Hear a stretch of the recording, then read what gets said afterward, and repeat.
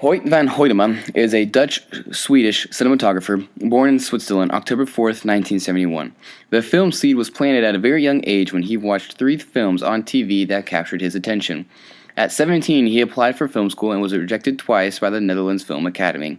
He was later accepted and studied at the National Film School in Poland. After his third year, however, he dropped out due to schooling and filming conflict. He left the school and failed in the industry to find work, so he came home and met up with his friend Merrick Weiser, who was a cinematographer, and Hoytema left to Sweden with Merrick to assist him with the camera.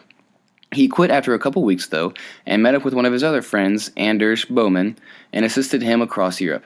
After that, someone from that production called him and asked him to DP their low-budget film in Norway, which then finally snowballed into DPing TV series in and across Europe, which finally landed him his first major film role as a DP in Thomas Alfredson's film in 2008, Let the Right One In, which won him an award in Best Cinematography. Finally, at long last, it landed him his first Hollywood movie, The Fighter.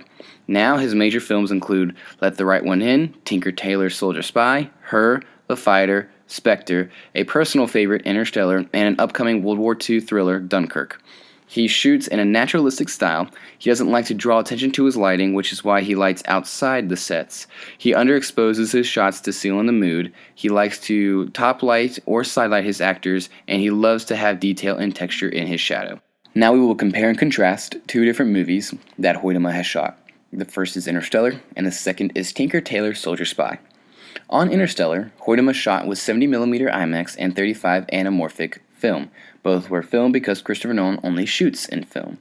Since Hoytema loves shallow depth of field, you can guess correctly that a lot of the shots were shot with a shallow depth of field throughout Interstellar, with a t-stop of 2.8. Hoytema also shot a lot of handheld throughout the movie, and try to imagine that with an IMAX camera on your shoulder for long amounts of time. Lighting was primarily through external sources outside the sets, such as the house, the spacecraft, and the makeshift homes on the different planets. The inspiration and look of the film came from actual IMAX footage sent into space from NASA. They tried to imitate the colors of the purples, the blues, the blacks, and others from the footage. They also tried to replicate the look of NASA footage of being inside the spaceship and that claustrophobic feeling of it. To achieve that look, Hoytema used wide-angle lenses in cramped spaces, and some cramped shots were handheld, making it harder each and every time because Hoytema was in a cramped space with a humongous IMAX camera on his shoulder for long amounts of time. The results, though, however, were the viewer feeling as if they were inside the ship the whole entire time, actually watching the conversation unfold in front of their very eyes. Some of the anamorphic lens shots bent the picture like the black hole, giving it some more symbolism, and it also gives the movie an out-of-this-world feel. Lots of the shots, though, were not just shots, like this corn shot with the crane. Unnecessary to our eyes, but they were very carefully thought out photographs and pictures only to amplify the story in Hoytema and Nolan's mind. Now, moving on to the next film, which we've already said, is Tinker Tailor Soldier Spy. This movie was shot with 35mm anamorphic lens and with telephoto lenses, including the most iconic shot of the whole entire movie, which is the plane with a 2000mm lens. The telephoto lenses were used to achieve a spying look. Just like Interstellar, this was shot with a shallow depth of field, but also a lot of it was shot with a large depth of field to keep characters compartmentalized inside a box, which we will discuss later. Hoytema used the lighting naturally outside the sets, just like Interstellar and the majority of his other films. Inspiration for this film came from Irwin Feiger's London, City of Any Dream, which was a photographic book, which was a lot shot with telephoto lenses.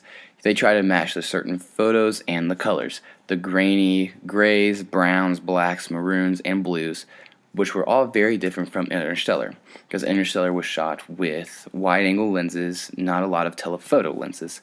There was an abundance of rectangular shapes and flattened imagery to provide the effect of a keyhole-looking feeling, a contained feeling, and a captured in the bubbles feeling. You are spying on them. So you are trying to flesh out a mole by gathering the new info, and Hoytema achieved this by using his telephoto and anamorphic lenses. This was not like Interstellar, which was used as a black hole and distortion of reality imagery.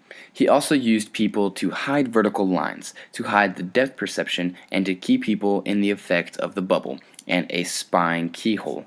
With Interstellar, he used wide-angle lenses for you to be a part of the crew and to be present in the claustrophobic ship, not looking through a tiny little keyhole to spy. Overall, I think Hoyt van Hoytema is a very amazing cinematographer, and I look forward to seeing some of the good stuff and good work he does in the new upcoming movie, Dunkirk.